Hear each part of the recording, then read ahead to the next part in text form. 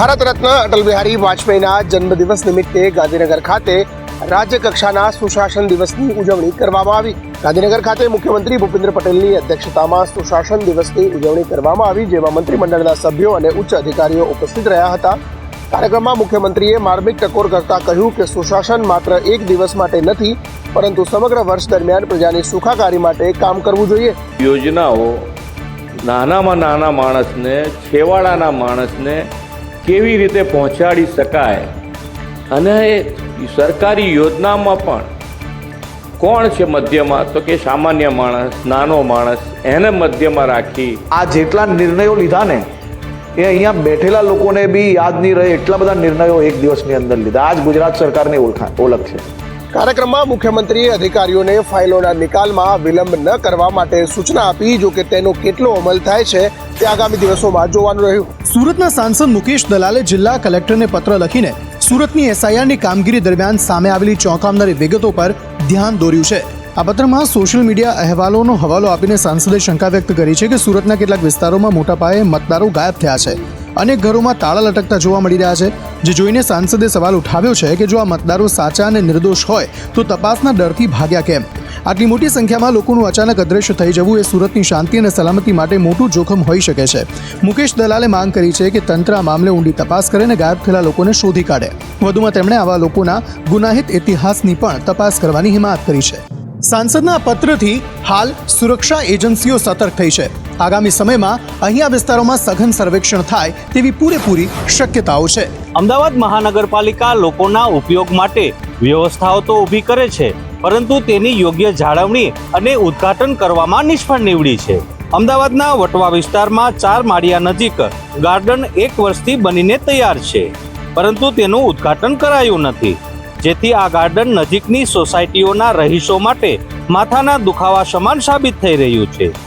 સિક્યુરિટીની વ્યવસ્થા યોગ્ય ન હોવાના કારણે ગાર્ડન અસામાજિક તત્વોનો અડ્ડો બન્યું છે। છેલ્લા 6-8 મહિના કે 1 વર્ષથી આ ગાર્ડન બનીને તૈયાર થઈ ગયું છે, છતાં સામાન્ય પબ્લિક જેના પૈસા છે એમને યુઝ કરવા નથી મળી રહ્યું।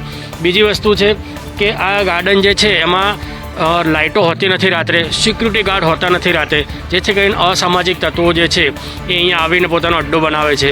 આટલું જ નહીં, રાત્રિના સમયે અસામાજિક તત્વો દિવાલ કૂદીને ગાર્ડનમાં પ્રવેશ કરે છે અને નશીલા પદાર્થોનું સેવન પણ કરે છે। ભાવનગર મહાનગરપાલિકાની વધુ એક અનગઢ કામગીરી સામે આવી છે। કોઈ પણ પૂર્વ આયોજન વગર 13 લાખના ખર્ચે નવો રોડ બનાવી દીધો, પરંતુ રોડના અંતે દિવાલ હોવાથી હવે આ રોડ બિનઉપયોગી સાબિત થયો છે। લાખોના ખર્ચે રોડ તો બનાવી દેવાયો, જો કે રોડ આગળ જતા સીધો દિવાલ સાથે અથડાય છે, જેના કારણે વાહન ચાલકો માટે તે બિલકુલ બિનઉપયોગી સાબિત થયો છે। વાહનો ચાલી શકે તેમ ન હોવાથી સ્થાનિક લોકોએ આ સરકારી રોડ પર ઓટલા અને કાચા દબાણો ખડકી દીધા છે, તેના લીધે આખો વિસ્તાર ટ્રાફિકની સમસ્યાથી ઘેરાયેલો રહે છે। કોંગ્રેસના પૂર્વ પ્રમુખ પ્રકાશ વાઘાણીએ આક્ષેપ કર્યો છે કે પીજીવીસીએલની દિવાલ હટાવ્યા વગર માત્ર બ્લેડ વાપરવા ખાતર આ કામ કરાયું છે।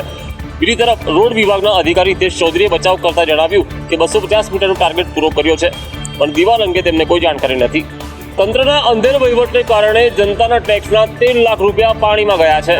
જો હવે દિવાલ તોડીને આ રોડનું કામ પૂર્ણ ન કરવામાં આવે તો આ લાખોનો ખર્ચ ફક્ત કાગળ પરની કામગીરી બની રહેશે। અંબાજીમાં ખેડૂતોના નામે આવતા સરકારી ખાતરને પ્રાઇવેટ ગોડાઉનમાં સીલ કરીને કાળાબજાર કરવાનું મોટું નેટવર્ક પોલીસે ઝડપી પાડ્યું છે। અંબાજી પોલીસ અને ખેતીવાડી વિભાગે સંયુક્ત ઓપરેશન હાથ ધરીને ખાતરના નામે ચાલતી ઉઘાડી લૂંટનો પર્દાફાશ કર્યો છે, જેમાં એક ગુપ્ત ગોડાઉનમાંથી ગેરકાયદેસર સંગ્રહ કરાયેલા 60 જેટલા ખાતરના કટ્ટા મળી આવ્યા છે। આ કૌભાંડની ખાસિયત એ હતી કે ખાતરની હેરાફેરી માટે મોટા વાહનોને બદલે પોલીસની નજરથી બચવા રિક્ષા અને બાઇકનો ઉપયોગ કરવામાં આવતો હતો। ખેડૂતોને પૂરતું ખાતર ન મળતું હોવાની ફરિયાદો વચ્ચે આ રીતે ખાનગી ગોડાઉનમાં જથ્થો છુપાવી વધુ ભાવે વેચવાનું ષડયંત્ર ખેલાઈ રહ્યું હતું। હાલમાં પોલીસે તમામ જથ્થો જપ્ત કરી લીધો છે અને આ જથ્થો ક્યાંથી લાવવામાં આવ્યો હતો તે દિશામાં તપાસ હાથ ધરી છે। પોલીસને શંકા છે કે આ નેટવર્કમાં કોઈ મોટા એજન્ટો અથવા તો ડેપો સંચાલકોની પણ સંડોવણી હોઈ શકે છે। ખેતીવાડી વિભાગે ખાતરના સેમ્પલ લઈને મૂળ સોર્સ શોધવા માટેની તપાસ હાથ ધરી છે। ભ્રષ્ટાચારે તો હવે હદ વટાવી। જૂનાગઢમાં અધિકારીઓ આંખોને આંખો વોકડા ખાઈ ગયા। નકશામાંથી દેખાતા વોકડા શહેરમાંથી ગાયબ થયા। ભ્રષ્ટાચારની વરવી વાસ્તવિકતા જૂનાગઢમાંથી સામે આવી છે, જ્યાં શહેરના નકશામાં દેખાતા વોકડા હકીકત શહેરમાં છે જ નહીં। વોકડા પર દબાણ અને 2 રોકટોક બાંધકામ ખટકી દેવામાં આવ્યું છે. વોકડા પુરાઈ જતા પાણી નિકાલની સમસ્યા સર્જાઈ છે. લાગવગવાળા બિલ્ડરોનું એ આર્થિક સંપન્ન બિલ્ડરોનું કે જેને કારણે આ વોકડો પુરાણ કરી દેવામાં આવ્યો છે, વોકડા પર સ્લેબ ભરી દેવામાં આવ્યો છે. આ એ જગ્યા છે જ્યાં જીવવાનો હક પૂરો થાય છે. અને જે નીતિ નિયમોને આધીન એની તમામ પ્રક્રિયાને અનુસરી અને એની અંદર વાંધા સૂચન પણ લેવામાં આવે છે. જે તમામ લોકોને સ્પર્શતા વાંધા હોય તો એ લોકો એને નિયમોને આધીન વાંધા આપે. સ્થાનિકોએ આક્ષેપ કર્યો છે કે બિલ્ડરો અને તંત્રની મિલીભગતથી વોકડો ગાયબ થયો છે.